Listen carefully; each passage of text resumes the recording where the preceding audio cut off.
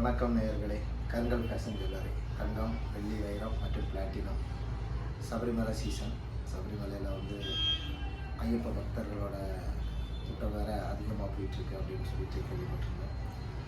ஐயப்ப பக்தர்கள் ஐயப்பரோட தரிசனம், மண்டல விரதம், இது எல்லாத்துலேயும் நிறைய விசேஷங்கள் இருக்குது. எல்லாருமே தெரியும். ஐயப்பரோட பெருமையை யாரும் சொல்ல வேண்டிய தேவையில்லை. ஏன்னா அவங்க அனுபவம். மண்டல விரதம் ஒழுங்காக இருந்தோம் அப்படின்னா எந்த மாதிரி அந்த விரதத்தோட சிறப்பு, அதில் ஐயனோட அனுக்கிரகம் எப்படி இருக்குன்னு சொல்லிட்டு ஒரு ஐயப்ப பக்தர்களுக்கும் தெரியும்.